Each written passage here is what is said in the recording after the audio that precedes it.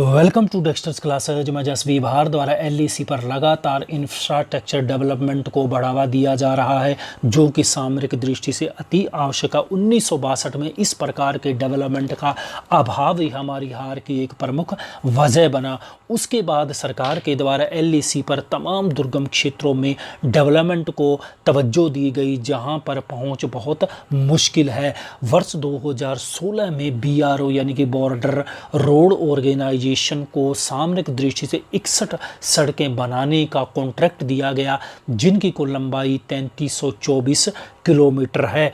परंतु इस बीच सरकारों के द्वारा डुलमुल रवैया अपनाने और राष्ट्रीय सुरक्षा को विशेष तवज्जो न देने का कारण भी यहाँ पर कार्य बहुत धीमी गति से हुआ। आप अंदाज़ा लगा सकते हैं कि वर्ष 2015 तक 3324 किलोमीटर लंबी सड़क में से मात्र 625 किलोमीटर की सड़क ही बनाई गई। और लेकिन यदि हम आज के डेट के अंदर हम बात करें कि हम 2020 में खड़े हैं, तो आज 61 में से 34 सड़कें कंप्लीट कर दी गई, यानी कि कुल 75% काम को पूरा कर दिया गया। जब से केंद्र में 2014 के बाद नरेंद्र मोदी के नेतृत्व में सरकार बनी, उनके द्वारा एलएसी के ऊपर लगातार इंफ्रास्ट्रक्चर डेवलपमेंट को बढ़ावा दिया जा रहा है। इंफ्रास्ट्रक्चर डेवलपमेंट में सड़कें, पुल, रेल, हवाई पट्टियां बनाने का काम युद्ध स्तर पर किया जा रहा है, और यही चीन की सबसे बड़ी बौखलाहट की भी एक वजह है। और 2022 तक 100% कार्य पूरा करने का टारगेट है,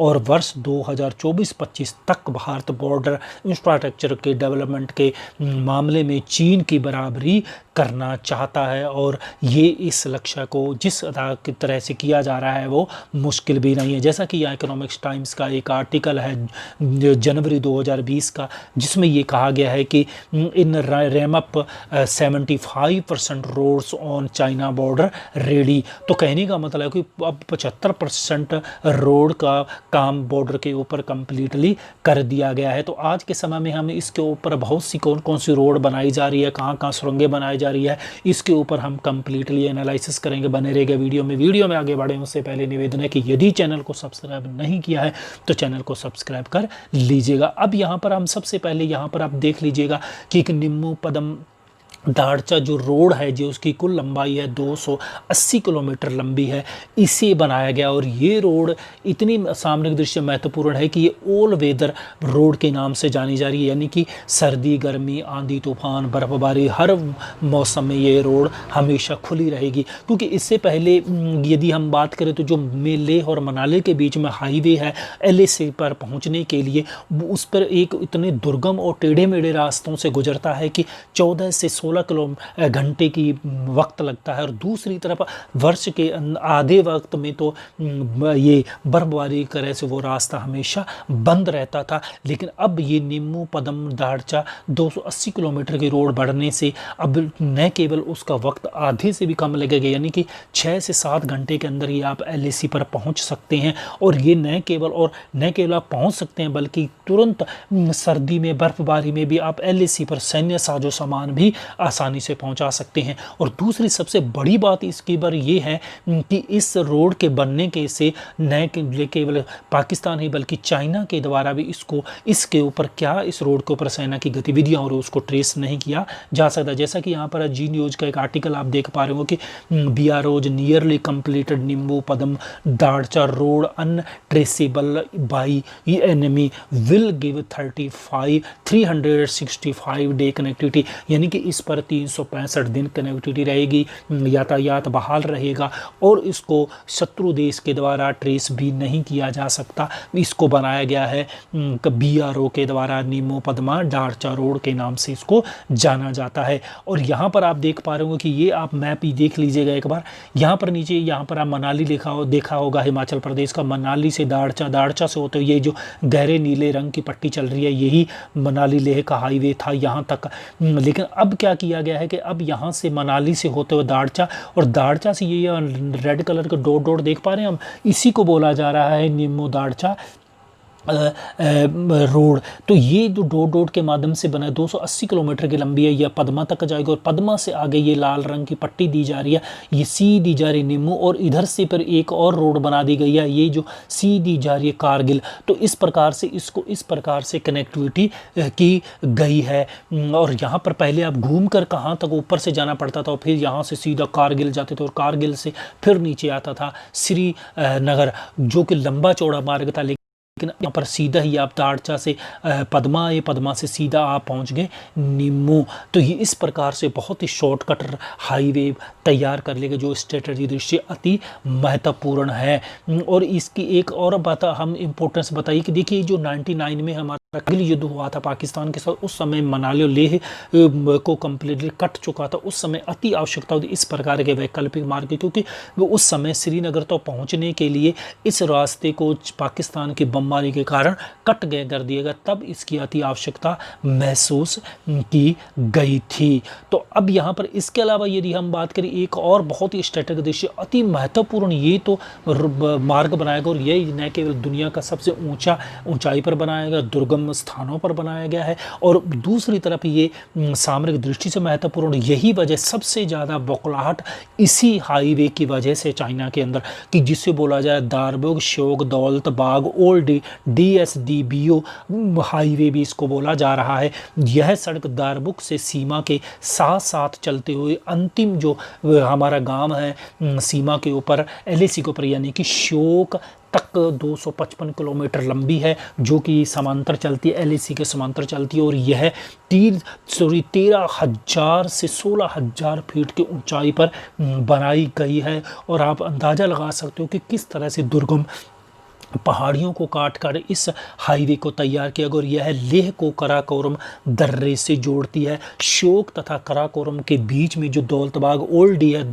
16,000 फीट की ऊंचाई पर एक पठार है, वहाँ पर एक वायुसेना का सामरिक दृष्टि से भी बहुत ही महत्वपूर्ण एडवांस लैंडिंग हेलीपैड बनाया गया है। और यहीं पर उसी को ही ये कनेक्ट करते हैं। और पहले क्या होता था कि हमें दौलतबाग ओल्डी तक पहुँचने के लिए सिर्फ हवाई यात्रा तय करके जाना पड़ता था, लेकिन अब ये DSDBO रोड बनने से अब मिलिट्री के द्वारा साजो सामान लेकर ट्रकों के माध्यम से भी इस रोड के माध्यम से जाया जाएगा। और यह इतना महत्वपूर्ण है कि यहाँ से ठीक 27 किलोमीटर की दूरी पर ही कराकोरम हाईवे निकलता है, जो कि चाइना और पाकिस्तान का इकोनॉमिक कॉरिडोर को जोड़ता है। तो ये चाइना के लिए एक बहुत बड़ी थ्रेट है, इसी वजह से वो बखला है। और यहाँ पर आप देख पा रहे होंगे कि ये है हमारा ये हाईवे के, यहाँ पर मैप देख पा रहे होंगे, ये जो आप देख पा रहे होंगे कि यहाँ पर 3 डॉट लगे हुए हैं मैप के ऊपर। तो ये है शोक दरबुक और लेह फिर दूसरी डॉट है दरबुक और तीसरे शोक। यहीं से होता हुआ ये रोड जा रहा है पेंगोंग झील के सहारे ये जा रहा है शोक, और शोक के बाद में आगे एकदम से पहुँचता है यहाँ पर दौलतबाग ओल्डी यानी कि सियाचिन। यहाँ पर आप अक्साई चिन्ह आप देख पा रहे होंगे, यहीं पर एकदम अक्साई चिन्ह को और जो कि लद्दाख से अलग करता है ये दौलतबाग ओल्डी, यहीं तक इस रोड को बनाया गया, जहाँ से कुछ दूरी के ऊपर ही कराकोरम हाईवे है जिसकी हम बात कर रहे थे कि जो पाकिस्तान चाइना इकोनॉमिक कॉरिडोर को कनेक्ट करता है। वहाँ से कुछ ही दूरी पर भारत कभी भी इस हाईवे के माध्यम से उस हाईवे को काट सकता है। तो ये बहुत ही स्ट्रेटेजिक दृष्टि से भारत के द्वारा अति महत्वपूर्ण इस हाईवे को बनाया गया। जैसा कि यहाँ पर आप बड़े मैप में भी आप अलग से भी देख पा रहे होंगे कि यहाँ पर ये देखिए पहली बात है लेह के बाद 2 नंबर पर यहाँ पर आता है दरबुक और तीसरी डॉट है ये शोक, और इस पूरी रोड को बोला जाता है DSDBO रोड, जो कि ये पूरी की पूरी LAC के साथ साथ जाती है यहाँ पर दौलतबाग ओल्डी तक। इस हाईवे को भारत सरकार के द्वारा तैयार किया गया, जो कि स्ट्रेटेजिक दृष्टि बहुत ही महत्वपूर्ण। और यही वजह कि आज गलवान वैली में जिस प्रकार चाइना अग्रेसिव हो रहा है, अग्रेसन दिखा रहा है, वो इसी हाईवे को अवरुद्ध करने के लिए अग्रेसन दिखा रहा है। और भारत के द्वारा न केवल चाइना को अग्रेसिव का मुंह तोड़ जवाब दिया जा रहा है, बल्कि इस हाईवे को भी युद्ध स्तर पर बनाया जा रहा है। यदि हम इस हाईवे की हम सामरिक सत्ता की बात करें तो ये LAC से केवल 9 किलोमीटर की दूरी पर यह स्थित है, और जो कि अंतर्राष्ट्रीय सीमा क्षेत्र अक्साई चिन चिपचाप नदी, जीवान नाला से सटे क्षेत्रों के प्रबंधन को लिए बहुत ही महत्वपूर्ण। भारत यहाँ से इन क्षेत्रों के ऊपर आसानी से प्रबंधन कर सकता है, आसानी से यहाँ पर सैन्य साजो सामान को पहुँचा सकता है और गलवान वैली में भी चाइना को अच्छे से ही टक्कर दे सकता है। और ये जो सड़क की यदि हम बात करें, क्योंकि पहले क्या होता था, दौलताबाग को बहुत बड़ी एक थ्रेट थी दौलताबाग ओल्डी के लिए पाकिस्तान चाइना इकोनॉमिक कॉरिडोर की, क्योंकि वहाँ पर भी ये चाइना भी स्ट्रेटेजिक दृश्य उस हाईवे को बना रहा है। लेकिन अब इस हाईवे के बनने के बाद चाइना को एक बहुत बड़ा DSDBO के द्वारा एक बहुत बड़ा जवाब दिया गया है। बहुत ही महत्वपूर्ण यह है। और यहाँ से न केवल एक तरफ हाईवे तैयार कर दिया गया, रोड स्ट्रेटेजिक दृश्य बना दिया गया, वहीं पर दूसरी तरफ यहाँ पर एक एडवांस हेलीपैड भी तैयार कर लिया गया है। और इसके अलावा एक और महत्वपूर्ण टनल तैयार कर दी गई यहीं पर ही, जिसे बोला जा रहा है कि लेह मनाली हाईवे पर 10,000 की फीट की ऊंचाई पर दुनिया की सबसे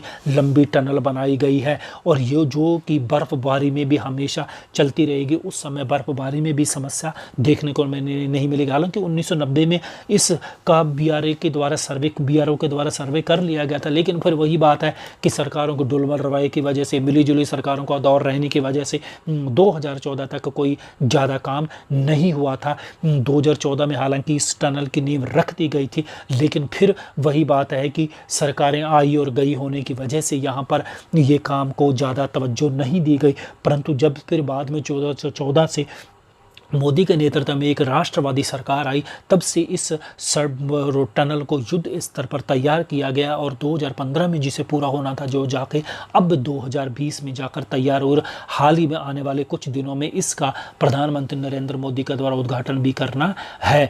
और इसके ऊपर कुल 4,000 करोड़ रुपए की लागत आई है। और ये यदि हम बात करें तो यहाँ 8.8 किलोमीटर लंबी यदि हम बात करें टनल की बात की जा रही है, लेकिन यदि आप इसको सैटेलाइट के माध्यम से, GPS के माध्यम से आप देखें तो इससे 9 किलोमीटर लंबी दिखाई जा रही है। 10,000 फीट की ऊंचाई पर बनाई गई है और 46 किलोमीटर लेह और मनाली के बीच की जो दूरी है उसको कम कर देगी। और इससे ये भी कहा जा रहा है कि जो पीर पंजाल की पहाड़ियों को इसे काटकर बनाया गया है, इससे रोहतांग दर्रे के बीच में एक वैकल्पिक मार्ग दिखा जाए। और यदि हम रोहतांग दर्रे की बात करें, हिमाचल प्रदेश में ये 13,050 फीट की ऊंचाई पर स्थित है।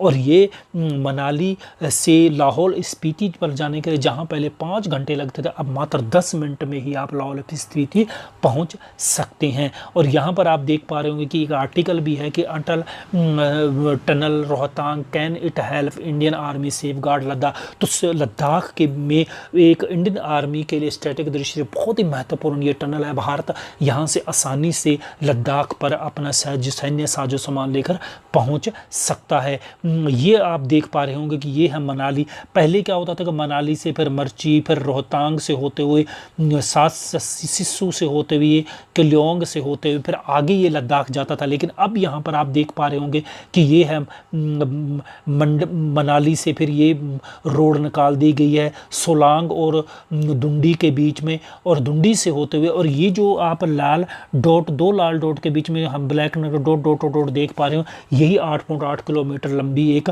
टनल बना ली गई। यानी कि पहले यहाँ ऊपर से उबड़ खाबड़ और टेढ़े मेढ़े रास्तों से आप घूम कर रोहतांग दर्रे से होकर जाते थे, लेकिन अब उधर से आप जाने की जरूरत ही नहीं। आप सोलांग से दुंडी, दुंडी से आप सीधा सिस्सू पहुंच जाइए और फिर वहाँ पर आपको लेह का हाईवे मिल जाएगा और आपसे सपाट तरीके से आप टकाटक यहाँ पर रोड बनी है वहाँ से पहुँच सकते हैं।